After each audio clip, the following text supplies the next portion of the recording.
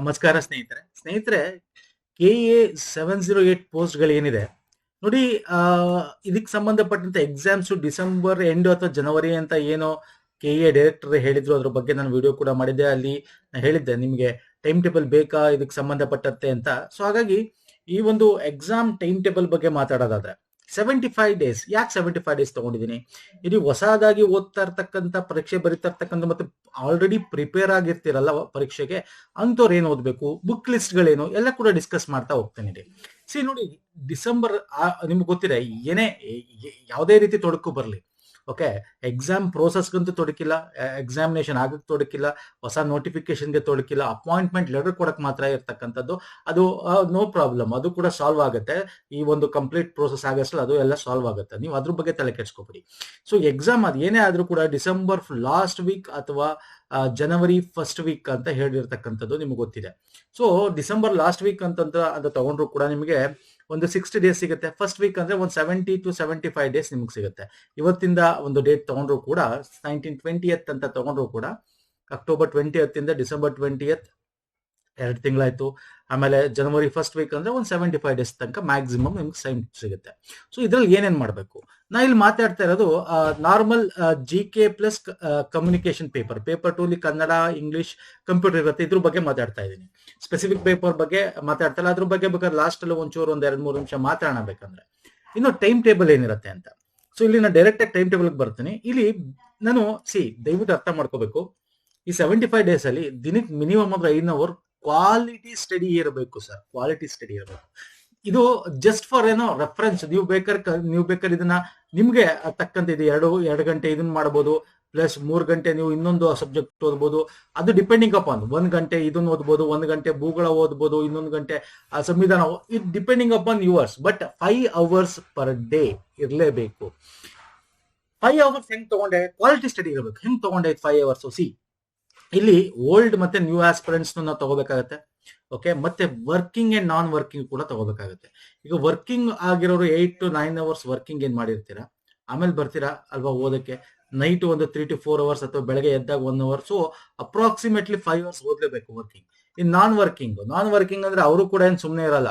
ಅವರು ಮನೆ ಕೆಲಸ ಆಗಿರ್ಬೋದು, ಅಥವಾ ವ್ಯವಸಾಯ, ಹಳ್ಳಿಗಳಲ್ಲಿ ವ್ಯವಸಾಯಗಳಾಗಿರ್ಬೋದು, ಅಥವಾ ಅರ್ಧ ಬಿಸ್ನೆಸ್ ಏನಾದ್ರು ಅದಾಗಿರ್ಬೋದು, ಅಥವಾ ಕಂಪ್ಲೀಟ್ ಆಗಿ ಓದಕ್ಕೆ ಏನಾದ್ರು ರೆಡಿ ಇದ್ರೆ ಅವರು ಈಗ ಹೊಸದಾಗಿ ಸ್ಟಾರ್ಟ್ ಅಂತೂ ಮಾಡಿರಲ್ಲ, ಆಲ್ರೆಡಿ ಪ್ರಿಪೇರ್ ಆಗಿರ್ತೀರಾ ಅಲ್ವಾ. ಅಂತವ್ರು ಕೂಡ ಮಿನಿಮಮ್ 5 ಅವರ್ಸ್ ನೀವು ಈ ಒಂದು ರಿವಿಷನ್ಸ್ ತರ ನೀವು ಅದನ್ನ ಡೈಲಿ ಬೇಸಿಸ್ ಅಲ್ಲಿ ನೀವು ಓದ್ತಾನೆ ಇರಬೇಕಾಗತ್ತೆ. ಒಂದೊಂದ್ಸಲ ಓದಿದಾಗ ಒಂದೊಂದು ಬುಕ್ ಹೊಸದಾಗಿ ಬರುತ್ತೆ. ಈಗ ಫಾರ್ ಎಕ್ಸಾಂಪಲ್ ನಾನೀಗ ಓಲ್ಡ್ ಆಸ್ಪಿರೆಂಟ್ಸ್ ಬಗ್ಗೆ ತಗೋತೀನಿ. ಓಲ್ಡ್ ಅಂದ್ರೇನು?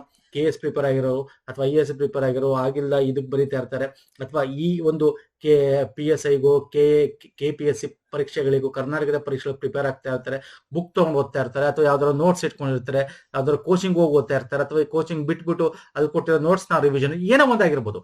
ಈಗ ಅದಕ್ಕೆ ಸಂಬಂಧಪಟ್ಟಂತೆ ನೀವು ಓಲ್ಡ್ ಆಸ್ಪಿರೆಂಟ್ಸ್ ಆಗ್ಲಿ, ನ್ಯೂ ಆಸ್ಪಿರೆಂಟ್ಸ್ ಆಗ್ಲಿ, ಫಸ್ಟ್ ನಾನು ಹೇಳ್ತಾ ಇರೋದು ಮಿನಿಮಮ್ 5 ಅವರ್ಸ್ ಇರಲೇಬೇಕು ಸರ್.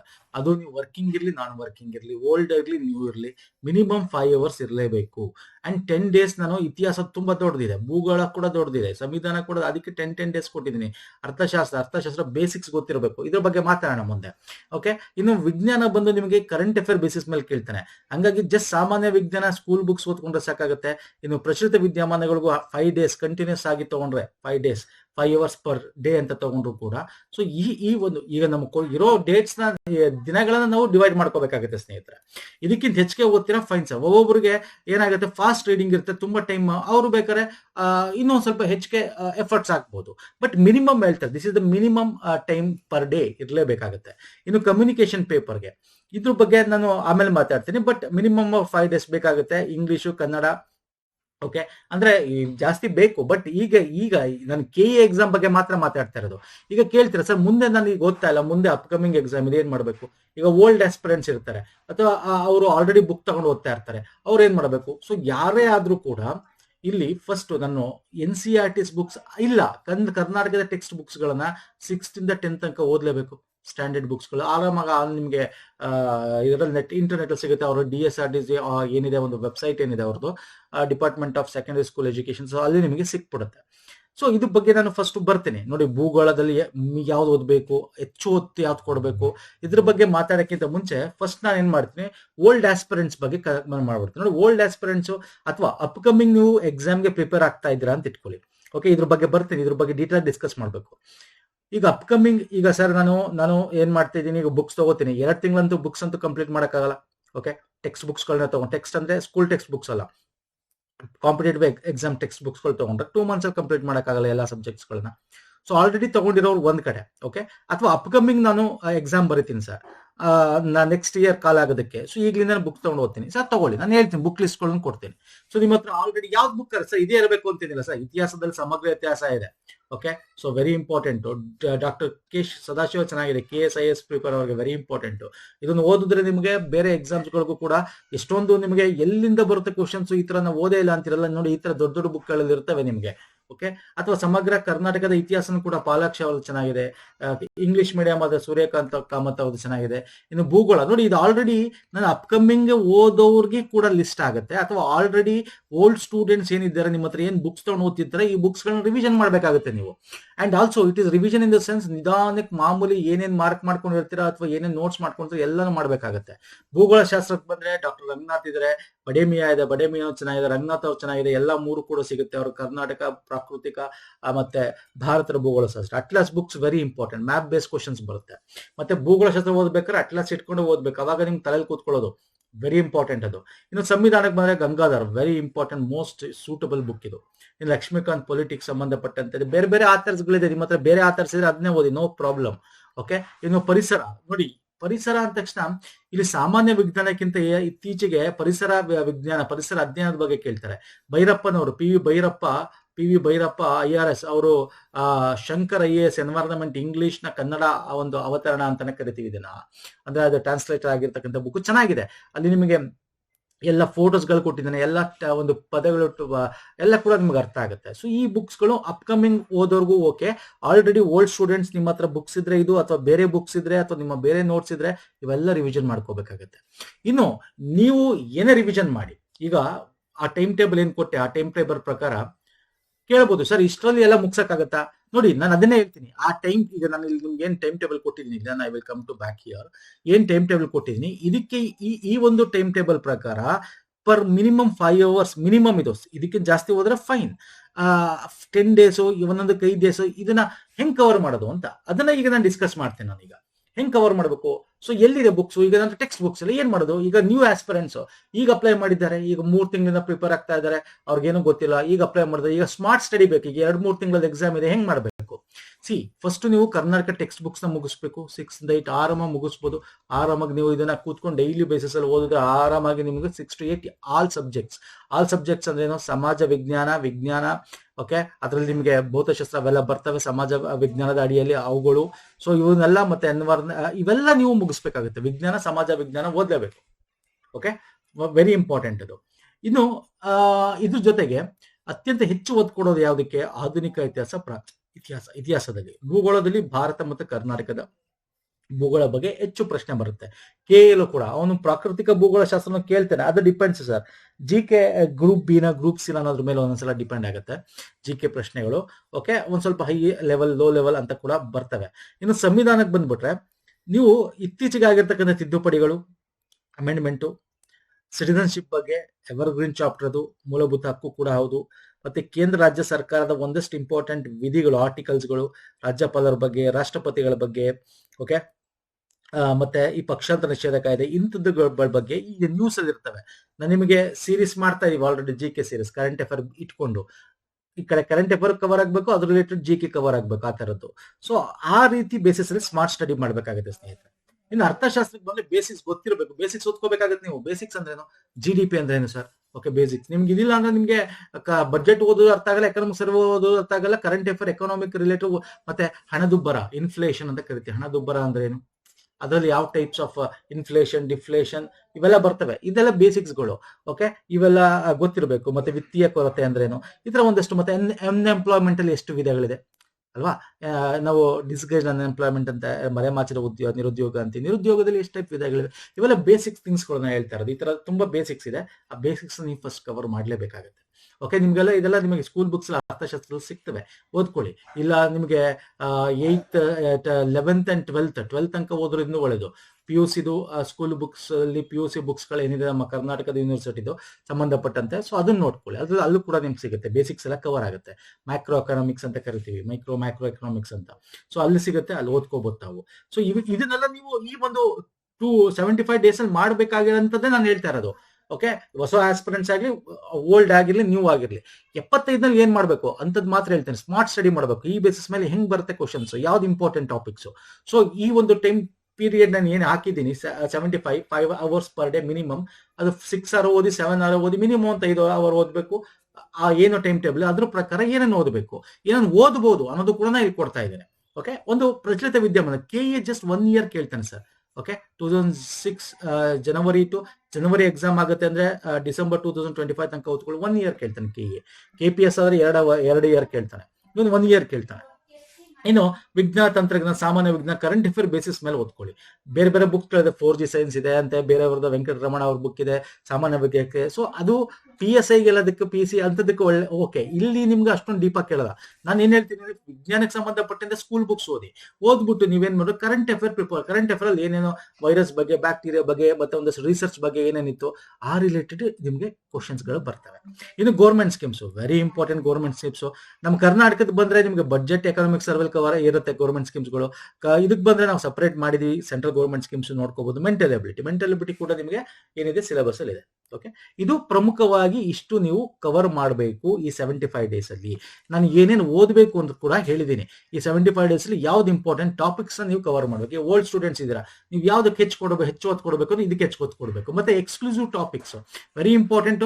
ಎನ್ವೈರನ್ಮೆಂಟಲ್ ಸೈನ್ಸ್ ಗಳಿಗೆ ಸಂಬಂಧಪಟ್ಟಂತೆ ಪರಿಸರ ಅಧ್ಯಯನ, ಕರೆಂಟ್ ಅಫೇರ್ ಬೇಸಿಸ್ ಮೇಲೆ ತುಂಬಾ ಕ್ವಶನ್ಸ್ ಬರುತ್ತೆ.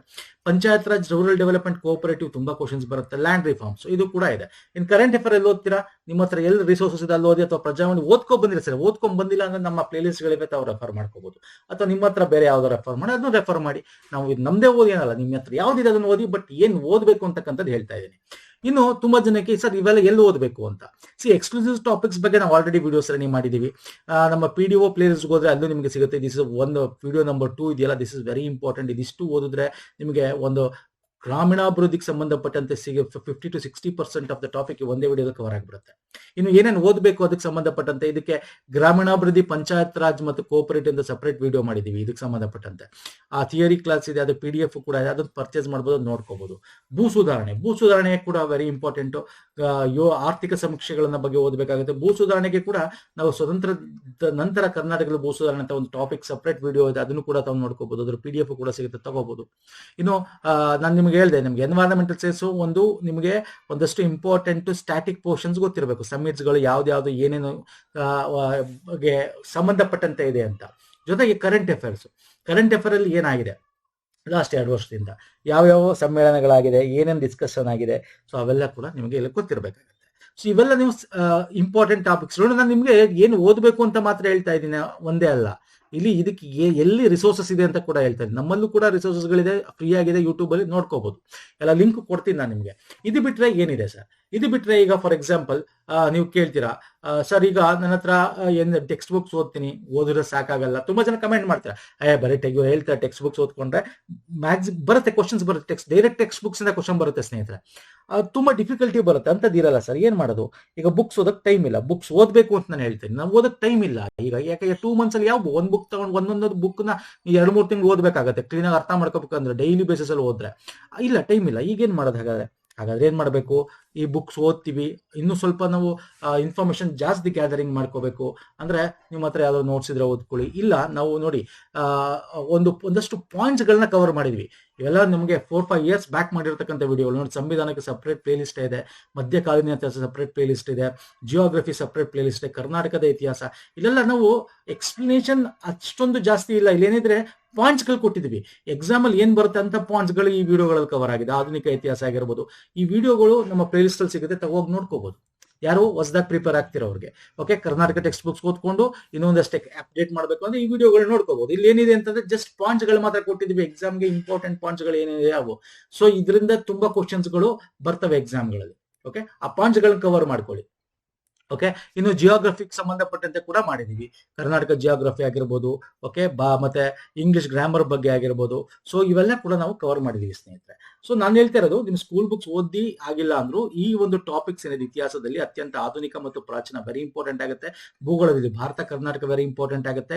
ಇವೆಲ್ಲ ಕೂಡ ನಮ್ಮ ಹತ್ರ ಹಳೆ ವಿಡಿಯೋಸ್ ಗಳಿವೆ, ಪ್ಲೇಲಿಸ್ಟ್ಗಳು ನಮ್ಮ ಪ್ಲೇಲಿಸ್ಟ್ ಹೋದ್ರೆ ಸಿಗುತ್ತೆ. ಅಲ್ಲಿಂದ ತಾವು ನೋಡಬಹುದು. ಯಾರು ಹೊಸ ಆಸ್ಪಿರೆಂಟ್ಸ್, ಇನ್ನು ಓಲ್ಡ್ ಆಸ್ಪಿರೆಂಟ್ಸ್ ನಿಮ್ಮ ಹತ್ರ ಇರುತ್ತೆ. ನಾನು ಮಾತಾಡಕ್ ಹೋಗಲ್ಲ. 2 ವರ್ಷದಿಂದ 3 ವರ್ಷದಿಂದ ಅಥವಾ 1 ಇಯರ್ ಇಂದ ಪ್ರಿಪೇರ್ ಆಗ್ತಿರೋ ಬುಕ್ಸ್ ಇದೆ, ನೋಟ್ಸ್ ಇದೆ. ಎಲ್ಲೋ ಒಂದು ಕೋಚಿಂಗ್ ಹೋಗಿದ್ದೀನಿ, ಅಲ್ಲಿಂದ ತಗೊಂಡ್ ಬಂದಿದ್ದೀನಿ, ಆ ನೋಟ್ಸ್ ಇದೆ. Yes, you can follow that, no issues. ನಾನು ಏನ್ ಹೇಳ್ತೀನಿ, ಫಾಲೋ ಮಾಡಿ, ಯಾವ್ದಾದ್ರು ಒಂದೊಂದು ಫಾಲೋ ಮಾಡಿ ಅಂತೀನಿ. ಫಾಲೋ ಎನಿ ಒನ್ ಅಥವಾ ಮ್ಯಾಕ್ಸಿಮಮ್ 2 ಸೋರ್ಸಸ್. ಓಕೆ, ಒಂದ್ರಲ್ಲಿ ಒಂದಷ್ಟು ಇರಲ್ಲ, ಇನ್ನೊಂದ್ರಲ್ಲಿ ಒಂದಷ್ಟು ಸಿಗುತ್ತೆ. ಎಸ್, 2 ಸೋರ್ಸಸ್ ಮಾತ್ರ, ಅಂದ್ರೆ ಮಲ್ಟಿಪಲ್ ಸೋರ್ಸಸ್ ನ ಫಾಲೋ ಮಾಡಬೇಡಿ. ನೀವು ಬೇರೆ ಯಾರ್ದಾದ್ರು ಮಾಡ್ತಾ ಇದ್ರೆ ಅಥವಾ ಇನ್ನೊಂದು ಯಾವ್ದೋ ಯೂಟ್ಯೂಬ್ ಮಾಡಿ, ಅದೊಂದನ್ನೇ ಮಾಡಿ. ನಾನು ಹೇಳ್ತಾ ಇರ್ತಕ್ಕಂಥದ್ದು ಯಾಕಂದ್ರೆ ಇಲ್ಲಿ ಅಲ್ಟಿಮೇಟ್ಲಿ ಏನು, ನೀವು ಪಾಸ್ ಆಗ್ಬೇಕು ಅನ್ನೋದು ನನ್ನ ಉದ್ದೇಶ ಅಷ್ಟೇ. ಎಸ್ಪೆಷಲಿ ಪೂರೆಸ್ಟ್ ಪೂರ್ ಅಂದ್ರೆ ಗ್ರಾಮೀಣದಲ್ಲಿ ಓದ್ತಾ ಇರ್ತಕ್ಕಂಥ ಫೆಸಿಲಿಟಿ ಇಲ್ದಿರೋರಿಗೆ ಹೆಲ್ಪ್ ಆಗಲಿ ಅಂತಕ್ಕಂಥದ್ದು ಒಂದೇ ಉದ್ದೇಶದಿಂದ ನಮ್ಮ ಒಂದು ಯೂಟ್ಯೂಬ್ ಚಾನಲ್ ಮಾಡ್ತಾ ಇರ್ತಕ್ಕಂಥದ್ದು. ಓಕೆ. ಸೊ ಸಂಪೂರ್ಣ ಭಾರತ ಇತಿಹಾಸಕ್ಕೆ ಸಂಬಂಧಪಟ್ಟಂತೆ ಸಿಂಗಲ್ ವಿಡಿಯೋ ಇದೆ. KL ಬಂದಿರತಕ್ಕಂಥ ಪ್ರಶ್ನೆಗಳು ತಗೊಂಡು ನಾವು ಮೆಂಟಲ್ ಭೇಟಿ ಮಾಡಿದ್ವಿ. ಇವೆಲ್ಲ ಪುನಃ ನಾವು ರಿವಿಷನ್ ಮಾಡ್ತೀವಿ. ಅಂದ್ರೆ ಈಗ ಫಾರ್ ಎಕ್ಸಾಂಪಲ್ ನಿಮಗೆ ಕರೆಂಟ್ ಅಫೇರ್ಸ್ ಸಿಕ್ಲಿಲ್ವಾ, ಕರೆಂಟ್ ಅಫೇರ್ ಪ್ಲೇ ಲಿಸ್ಟ್ ಇದೆ, ಅಲ್ಲಿಂದ ಹೋಗಿ ನೋಡ್ಕೋಬಹುದು ನಮ್ದ್ರಲ್ಲಿ. ಇದೊಂದೇ ಅಲ್ಲ, ನಾವು ನಮ್ಮ ಚಾನಲ್ ಅಲ್ಲಿ ಆಲ್ರೆಡಿ ಮಾಡಿರ್ತಕ್ಕಂಥ ಪ್ಲೇ ಲಿಸ್ಟ್ ಗಳು ಕೂಡ ಇದೆ. KAಗೆ ಸಂಬಂಧಪಟ್ಟಂತೆ ಪೇಪರ್ 1 ಪೇಪರ್ 2ಗೆ ಆ ಲಿಂಕ್ ಕೊಡ್ತಾನೆ, ರೆಫರ್ ಮಾಡಿ. ಮತ್ತೆ ಈಗ ಹೊಸ ಸೀರೀಸ್ ಗಳು ಸ್ಟಾರ್ಟ್ ಮಾಡಿದೀವಿ. ಆಲ್ರೆಡಿ 1 or 2 ವಿಡಿಯೋಸ್ ಅಪ್ಲೋಡ್ ಆಗೋಗಿದೆ. ಪೇಪರ್ 2 ಕೂಡ ಕನ್ನಡ ಆಗಿದೆ. ಈಗ ನೆಕ್ಸ್ಟ್ ಕಂಪ್ಯೂಟರ್ ಬರುತ್ತೆ, ಇಂಗ್ಲಿಷ್ ಬರುತ್ತೆ, ಮೆಂಟಲ್ ಎಬಿಲಿಟಿ ಸೀರೀಸ್ ಕೂಡ ಬರುತ್ತೆ. KAಯಲ್ಲಿ ಬಂದಿರತಕ್ಕಂಥ ಪ್ರಶ್ನೆಗಳನ್ನ ಡಿಸ್ಕಸ್ ಮಾಡ್ತಾ ಇರ್ತಕ್ಕಂಥ ಅದ್ರ ಪ್ಯಾಟರ್ನ್ ಬೇರೆ ಇರುತ್ತೆ. ಅಂದ್ರೆ ಇಲ್ಲಿ ನೀವು, ನಾನು ನಿಮ್ಗೆ ಏನ್ ಹೇಳ್ತಾ ಇದ್ದೀನಿ ಅಂದ್ರೆ ಸ್ನೇಹಿತರೆ, ಈ ಟೈಮ್ ಟೇಬಲ್ ಜೊತೆಗೆ ನೀವು ಇಲ್ಲಿ ಮಾರ್ಕ್ ಟೆಸ್ಟ್ ಅಂತ ಏನ್ ಕರಿತೀವಿ ಅಥವಾ ಮಾಡೆಲ್ ಪೇಪರ್ಸ್ ನ ಓದ್ಬೇಡಿ. ನಾನು ಹೇಳ್ತೀನಿ, ಸುಮ್ಮನೆ ಏನೋ ಮಾಡೆಲ್ ಪೇಪರ್ಸ್ ಏನೋ ಮಾಡ್ತಾರೆ ಪ್ರಾಕ್ಟೀಸ್ಗೆ. ಪ್ರಾಕ್ಟೀಸ್ ಮಾಡ್ಬೇಕಾ ಪೇಪರ್ಸ್, ಪ್ರೀವಿಯಸ್ ಇಯರ್ ಕ್ವಶನ್ಸ್ ನ ಡಿಸ್ಕಸ್ ಮಾಡಿ. ಓಕೆ, ನಾವು ಕೂಡ ಪ್ರೀವಿಯಸ್ ಇಯರ್ ಕ್ವಶನ್ಸ್ ಡಿಸ್ಕಸ್ ಮಾಡ್ತಾ ಇದೀವಿ ಯೂಟ್ಯೂಬ್ ಚಾನಲ್ ಅಲ್ಲಿ. ಯಾಕೆ ಹೇಳ್ತೀನಿ ಅಂದ್ರೆ, KA ಪ್ಯಾಟರ್ನ್ ಅವ್ರು ಕೇಳೋ ರೀತಿ ನಿಮ್ಗೆ ಅರ್ಥ ಆಗುತ್ತೆ. KPSC ಪ್ಯಾಟರ್ನ್ ಅದಕ್ಕೆ ಸಂಬಂಧಪಟ್ಟಂತೆ ಆ ಕ್ವಶನ್ಸ್ ಗಳು ಅರ್ಥ ಆಗುತ್ತೆ. ಮಾಡೆಲ್ ನ ಓದ್ಬೇಡಿ. ಪ್ರೀವಿಯಸ್ ಬೇಕಾದ್ರೆ ನೀವು ಓದ್ಬೇಕು, ಪ್ರಾಕ್ಟೀಸ್ ಪ್ರೀವಿಯಸ್ ಇಯರ್ ಕ್ವಶನ್ಸ್ ತಗೊಳ್ಳಿ. ಅದನ್ನ 360 ಡಿಗ್ರಿ ಪಾಯಿಂಟ್ ಆಫ್ ವ್ಯೂ ಇಂದ ಓದಿ. 360 ಡಿಗ್ರಿ ಪಾಯಿಂಟ್ ಆಫ್ ವ್ಯೂ ಅಂದ್ರೆ ನಮ್ಮ GK ಸರಣಿಗಳನ್ನ ರೆಫರ್ ಮಾಡಿ. ಅಲ್ಲಿ ನಿಮಗೆ ಕರೆಂಟ್ ಅಫೇರ್ ಕವರ್ ಆಗ್ಬೇಕು. ಇವಾಗ್ಲಿನ ಜೊತೆಗೆ ಏನಿದೆ ಟ್ರೆಂಡ್, ಜೊತೆಗೆ ಆ ಸಬ್ಜೆಕ್ಟ್ಸ್ ಬಗ್ಗೆ ಇನ್ನೂ ಆ ಕ್ವಶನ್ ನಲ್ಲಿ ಹಿಂದೆ ಮುಂದೆ ಏನಿದೆ, ಅದಕ್ಕೆ ಇನ್ನೇನು ಕ್ವಶನ್ಸ್ ಬರ್ಬೋದು, ಇದನ್ನೆಲ್ಲ 360 ಡಿಗ್ರಿ ಪಾಯಿಂಟ್ ಆಫ್ ಇಂದ ಓದಬೇಕಾಗುತ್ತೆ. ನಾವು ಆಲ್ರೆಡಿ ವಿಡಿಯೋ ಸರಣಿ ಮಾಡಿದ್ವಿ ನೋಡಿ. ಈಗ ಆಲ್ರೆಡಿ GK ಸರಣಿ 500 GK ಕ್ವಶನ್ ಸರಣಿ ಅಂತ KA ಏನು ಪ್ಯಾಟರ್ನ್ ಇದೆ ಅದನ್ನ ಸ್ಟಾರ್ಟ್ ಮಾಡಿದ್ವಿ. ಪೇಪರ್ 2 ಕೂಡ ಸ್ಟಾರ್ಟ್ ಮಾಡಿದೀವಿ. ಸಪರೇಟ್ ಪ್ಲೇ ಲಿಸ್ಟ್ ಹೊಸದಾಗಿ ಈಗ ಮಾಡಿರ್ತಕ್ಕಂಥ ಪ್ಲೇ ಲಿಸ್ಟ್ ಇದು. ಹಳೆ ಪ್ಲೇ ಲಿಸ್ಟ್ ಇದೆ, ಅದನ್ನ ರೆಫರ್ ಮಾಡಿ. ಹೊಸದಾಗಿ ಮಾಡಿರೋದು ಕೂಡ ರೆಫರ್ ಇದೆ, ಅದನ್ನು ರೆಫರ್ ಮಾಡಬಹುದು. ಅದು ಬಿಟ್ಟರೆ ಗೌರ್ಮೆಂಟ್ ಸ್ಕೀಮ್ಸ್ ನೋಡಿ, 2024-25 central government separate play list ಇದೆ. ಇದು ಮಾಸಿಕ ಪ್ರಚಲಿತ ವಿದ್ಯಮಾನಗಳು, current affair monthly separate play list ಇದೆ. ಕೇಂದ್ರ ಮತ್ತು ರಾಜ್ಯ ಸರ್ಕಾರದ budget economics separate play list ಇದೆ ನೋಡಿ. ಇವೆಲ್ಲ ಇದೆ, ಲಿಂಕ್ ಕೊಡ್ತೀನಿ ನಾನು ಇವೆಲ್ಲ ನಿಮ್ಗೆ. ಓಕೆ, ಇದನ್ನ ನಿಮಗೆ ಓದಿ, ಬುಕ್ಸ್ಗಳು ಏನಿದೆ ನಿಮ್ಮ ಹತ್ರ ರಿಸೋರ್ಸಸ್ ಇದೆ, ಜೊತೆಗೆ ಇವುಗಳನ್ನೆಲ್ಲ ನೀವು ರಿವಿಷನ್ ಮಾಡ್ಬೇಕಾಗತ್ತೆ. ಅಂಡ್ ಇವುಗಳಿದೆಯಲ್ಲ, ಇದನ್ನ ನಾವು ಈ GK ಸರಣಿಲೂ ಕೂಡ ಇದನ್ನೆಲ್ಲ ನಾನು ಕರೆಂಟ್ ಅಫೇರ್ ಬಂದಿರತಕ್ಕಂಥದ್ದೆಲ್ಲ GK ಸರಣಿಲೂ ಕವರ್ ಮಾಡ್ತೇನೆ. GK is nothing but here current affair plus static ಎರಡೂ ಇರುತ್ತೆ ನಮ್ದ್ರಲ್ಲಿ. ಯಾಕೆ ಕ್ವಶನ್ ಬರುತ್ತೆ, ಕರೆಂಟ್ ಅಫೇರ್ ಅಲ್ಲಿ ಏನಿತ್ತು, ಈ ತರ ಡಿಸ್ಕಸ್ ಮಾಡ್ತಾ ಇದೀವಿ. ಸೊ ಇಲ್ಲಿ ಫೈನಲಿ ನಾನು ನಿಮ್ಗೆ ಏನ್ ಹೇಳ್ಬೇಕು ಅಂತಂದ್ರೆ, ಈ ಟೈಮ್ ಟೇಬಲ್ ಏನಿದೆ ಸ್ನೇಹಿತರೆ, this is very must important. ಅಂದ್ರೆ ಮಿನಿಮಮ್ ಇಷ್ಟು ಟೈಮ್ ಬೇಕು, ಇಷ್ಟು ಡೇಸ್ ಬೇಕು ನಾನು ಈಗ ಹೇಳಿರ್ತಕ್ಕಂಥ ಎಲ್ಲಾ ಒಂದು ಇದನ್ನು ಕೂಡ ಕವರ್ ಮಾಡಕ್ಕೆ. ವಿಜ್ಞಾನ ಸಂಬಂಧಪಟ್ಟಂತೆ ನಾನು ಆಲ್ರೆಡಿ ಕರೆಂಟ್ ಅಫೇರ್ ಬೇಸಿಸ್ ಒಂದಷ್ಟು ಬೇಸಿಕ್ಸ್ ಇರಬೇಕು. ಪ್ರಚಲಿತ ವಿದ್ಯಮಾನಗಳು ಕೂಡ ಆಲ್ರೆಡಿ ನಾನು ನಿಮ್ಗೆ ಹೇಳಿದ್ದೀನಿ ಏನೇನು ಓದ್ಬೇಕು ಅಂತ. ಇನ್ನು ಪೇಪರ್ 2 ಬಂದ್ಬಿಡ್ತೇನೆ. ಇಲ್ಲಿ ಪೇಪರ್ 2 ಬಂದ್ರೆ, ಪೇಪರ್ 2ಗೆ ಸಂಬಂಧಪಟ್ಟಂತೆ ಸ್ನೇಹಿತರೆ ನಾವು ಮ್ಯಾರಥಾನ್ಸ್ ವಿಡಿಯೋಸ್ಗಳಿದೆ. ನಾನು ಇವಾಗ ರೆಫರ್ ಮಾಡಿ ಅನ್ನಲ್ಲ, ಅದು ಎಕ್ಸಾಮ್ ಇನ್ನೇನು ಹತ್ರ ಇದ್ದಾಗ ರಿವಿಷನ್ ಸೀರೀಸ್ಗೆ ನಮ್ಮ ಮ್ಯಾರಥಾನ್ ಸಪರೇಟ್ ಪ್ಲೇ ಲಿಸ್ಟ್ ಇದೆ, ಅದನ್ನು ಕೂಡ ಲಿಂಕ್ ಕೊಡ್ತೇನೆ. ಅದಕ್ಕಿಂತ ಮುಂಚೆ ಫಸ್ಟ್ ನೀವು ಒಂಚೂರು ಬೇಸಿಕ್ಸ್ ಗ್ರಾಮರ್ಸ್ ಗೊತ್ತಿರಬೇಕಲ್ಲ. ಕನ್ನಡ ಗ್ರಾಮರ್ ವಿಡಿಯೋ ಸಪ್ರೇಟ್ ಇದೆ, ಇಂಗ್ಲಿಷ್ ಗ್ರಾಮರ್ ಸಪ್ರೇಟ್ ಇದೆ. ಈಗ ಕಂಪ್ಯೂಟರ್ಗೆ ಬಂದ್ಬಿಡ್ತೇನೆ. ಸರ್ ಕಂಪ್ಯೂಟರ್ ಏನ್ ಕೇಳ್ತಾನೆ ಸರ್, ಕಂಪ್ಯೂಟರ್ KAಲಿ ನಿಮಗೆ ಡೇಟಾ ಬೇಸ್ ಮ್ಯಾನೇಜ್ಮೆಂಟ್ ಬಗ್ಗೆ ಕೇಳ್ತಾನೆ, ಡೇಟಾ ಬೇಸ್ ಮ್ಯಾನೇಜ್ಮೆಂಟ್ ಬಗ್ಗೆ ಕೇಳ್ತಾರೆ, DBMS ಬಗ್ಗೆ ಕೇಳ್ತಾನೆ. ಅದು ಬಿಟ್ಟರೆ ಡೇಟಾ ಅಂಡ್ ನೆಟ್ವರ್ಕಿಂಗ್ ಬಗ್ಗೆ ಕೇಳ್ತಾನೆ, ಡೇಟಾ ಅಂಡ್ ನೆಟ್ವರ್ಕ್ಸ್. ಇದ್ರಲ್ಲಿ ನೀವು ಏನೇ ಓದಿದ್ರು ಅವ್ನು ಇನ್ನೊಂದ್ ತರ ಕೇಳ್ತಾನೆ. ಓಕೆ, ಮತ್ತೆ ಒಂದಷ್ಟು ರಿಪೀಟೆಡ್ ಬರ್ತವೆ, ಹೆಚ್ಚಾಗಿ ಈ ತರ ಕ್ವಶನ್ಸ್ ಕೇಳ್ತಾನೆ. ಒಂದಷ್ಟು ಪ್ರೀವಿಯಸ್ KPT ಸಿ ಲ್ಯಾಂಗ್ವೇಜ್ ಬಗ್ಗೆ ಎಲ್ಲ ಕೇಳ್ಬಿಟ್ಟಿದ್ದ, C++ ಬಗ್ಗೆ ಎಲ್ಲ ಕೇಳ್ಬಿಟ್ಟಿದ್ದ. ಸೊ KAಲಿ ಹೇಳ್ತಾರೆ ಅದು ನಾನು. ಸೊ ಹಂಗಾಗಿ ಇಲ್ಲಿ ನಾವು KAಲಿ ಏನ್ ಇತ್ತೀಚೆಗೆ ಟ್ರೆಂಡ್ ಏನಿದೆ ಅದಕ್ಕೆ ಸಂಬಂಧಪಟ್ಟಂತೆ ಏನು ವಿಡಿಯೋಸ್ ಆಲ್ರೆಡಿ ಸ್ಟಾರ್ಟ್ ಮಾಡಿದೀವಿ. ಓಕೆ, ಪೇಪರ್ 2ಗೆ ಸಂಬಂಧಪಟ್ಟಂತೆ ರೆಫರ್ ಮಾಡಬಹುದು. ಆಲ್ರೆಡಿ ಮಾಡಿರತಕ್ಕಂಥ ವಿಡಿಯೋಸ್ ಕೂಡ ಇದೆ. ಈಗ ಹೊಸ ಸೀರೀಸ್ ಸ್ಟಾರ್ಟ್ ಮಾಡಿ ರೆಫರ್ ಮಾಡಬಹುದು. ಮತ್ತೆ ಕೆಎಲು ಕೂಡ ನಿಮಗೆ ಕನ್ನಡದಲ್ಲಿ ಸಾಹಿತ್ಯಕ್ಕೆ ಸಂಬಂಧಪಟ್ಟಂತೆ ಕವಿ ಕೃತಿಗಳಿಗೆ ಸಂಬಂಧಪಟ್ಟಂತೆ ಪ್ರಶ್ನೆ ಬರುತ್ತೆ. ಸೊ ಆಲ್ರೆಡಿ ಇದು ಮ್ಯಾರಥಾನ್ 100 ಕ್ವಶನ್ಸ್ ಇದೆ, ಇವೆಲ್ಲ ರೆಫರ್ ಮಾಡಬಹುದು. ಈ ಎಲ್ಲ ಲಿಂಕ್ಸ್ ಗಳೇನಿದೆ ಸ್ನೇಹಿತರೆ, ಎಲ್ಲ ಲಿಂಕ್ಸ್ ಗಳು ನಾನು ಇದೇ ವಿಡಿಯೋದ ಕೆಳಗೆ ಡಿಸ್ಕ್ರಿಪ್ಷನ್ ಬಾಕ್ಸ್ ಅಲ್ಲಿ ಕೊಡ್ತೀನಿ. ಓಕೆ, ಟೈಮ್ ಟೇಬಲ್ ಏನ್ ಕೊಟ್ಟಿದ್ದೀನಿ 75 ಡೇಸ್ಗೆ ಎಷ್ಟೆಷ್ಟು ದಿನ, ಮಿನಿಮಮ್ 5 ಅವರ್ಸ್, ಮ್ಯಾಕ್ಸಿಮಮ್ ನೀವು ಎಷ್ಟು ಬೇಕಾದ್ರೂ ಓದ್ಬೋದು. ಬಟ್ ಕ್ವಾಲಿಟಿ ಇರಬೇಕು. ನೀವು ಫಾರ್ ಎಕ್ಸಾಂಪಲ್ 10 ಅವರ್ಸ್ ಓದಿನಿ ಅನ್ಕೋ, ಅಟ್ಲೀಸ್ಟ್ 5 ಅವರ್ಸ್ ಕ್ವಾಲಿಟಿ ಇರಲಿ. ಕ್ವಾಲಿಟಿ ಅಂದ್ರೆ ಅರ್ಥ ಆಗಬೇಕು, ಕ್ಲೀನ್ ಆಗಿ ಅರ್ಥ ಮಾಡ್ಕೋಬೇಕು, ನೀಟಾಗಿ ನೆನಪಿರಂಗೆ ಓದ್ಕೋಬೇಕು. ಸುಮ್ಮನೆ ಮೇಲ್ಮೈ ಓದ್ಕೊಂಡು ಹೋದ್ರೆ ಪ್ರಯೋಜನ ಇಲ್ಲ. ಓಕೆ, ನೋಟ್ಸ್ ಮಾಡ್ಕೋಬೇಕು. ದಟ್ ಈಸ್ ಕ್ವಾಲಿಟಿ ಆಫ್ ಒಂದು ರೀಡಿಂಗು, ಕ್ವಾಲಿಟಿ ಆಫ್ ಒಂದು ಸ್ಟಡಿ ಮಾಡ್ತಕ್ಕಂಥದ್ದು. ಓಕೆ, ಈ ರೀತಿ ಮಾಡ್ಕೊಂಡ್ ಬನ್ನಿ. ಸ್ಮಾರ್ಟ್ ಸ್ಟಡಿ ಮಾಡಿ. ಸ್ಮಾರ್ಟ್ ಸ್ಟಡಿ ಏನು ಅಂದ್ರೆ ನಮ್ಮ GK ಸರಣಿಗಳು ಇವಾಗ ಸ್ಟಾರ್ಟ್ ಮಾಡಿದ್ವಿ ನೋಡಿ, ಅದೇ ನಿಮ್ಗೆ ಗೊತ್ತಾಗ್ಬಿಡುತ್ತೆ ಸ್ಮಾರ್ಟ್ ಸ್ಟಡಿ ಏನು ಅಂತ. ಹೆಂಗ್ ಕ್ವಶನ್ಸ್ ಬರುತ್ತೆ, ಸ್ಟ್ಯಾಟಿಕ್ ಕರೆಂಟ್ ಎರಡು ಕೂಡ ಹೆಂಗ್ ಓದಬೇಕು ಅನ್ನೋದು ಕೂಡ ನಾವು ಅಲ್ಲಿ GK ಸರಣಿಗಳು ಮಾಡಿದೀವಿ. ಈ ನಮ್ಮ ಟೆಲಿಗ್ರಾಮ್, ಇನ್ಸ್ಟಾಗ್ರಾಮ್ ಫಾಲೋ ಮಾಡ್ಕೊಳ್ಳಿ, ಅಲ್ಲೂ ಕೂಡ ನಾವು ಶೇರ್ ಮಾಡ್ತಾ ಇರ್ತೀವಿ. ಓಕೆ, ಒಂದಷ್ಟು ಹೊಸ ಆಸ್ಪಿರೆಂಟ್ಸ್ಗೆ ಹೆಲ್ಪ್ ಆಗಲಿ ಅಂತ ವಿಡಿಯೋ ಮಾಡೋದು. ಮತ್ತೆ ಅಪ್ಕಮಿಂಗ್ ನೀವು ಏನು ಈಗ ನೆಕ್ಸ್ಟ್ ಇಯರ್ ಆಗುತ್ತೆ, ಅಪ್ಕಮಿಂಗ್ ಎಕ್ಸಾಮ್ಸ್ಗಳು ಕಾಲ್ ಆಗುತ್ತೆ. ಸೊ ನಾವು ಅಪ್ಲೈ ಮಾಡಬೇಕು ಅಂದ್ರೆ ಈಗಲಿಂದ ಏನ್ ಓದಬೇಕು ಅದಕ್ಕೆ ಬುಕ್ ಲಿಸ್ಟ್ಗಳು ಕೊಟ್ಟಿದ್ದೀನಿ. ಮೇನ್ ಇಂಪಾರ್ಟೆಂಟ್ ಬುಕ್ ಲಿಸ್ಟ್ಗಳು ಕೊಟ್ಟಿದ್ದೀನಿ. ಅದ್ರ ಪ್ರಕಾರ ನೀವು ಓದ್ಕೋಬಹುದು. ಅಥವಾ ನೀವು ಅದನ್ನ ಓದಕ್ಕೂ ಮುಂಚೆ ಸ್ಕೂಲ್ ಬುಕ್ಸ್ ಓದ್ರೆ ಇನ್ನೂ ಬೆಟರ್, ಅವಾಗ ಅದು ಇನ್ನೂ ಅರ್ಥ ಆಗುತ್ತೆ. ಓಕೆ, ಒಂದಿಷ್ಟು ಇಂಪಾರ್ಟೆಂಟ್ ಟಾಪಿಕ್ಸ್ ನ ಕವರ್ ಮಾಡಿದ್ದೀನಿ ಸ್ನೇಹಿತರೆ. Any doubt comment section comment ಮಾಡಿ.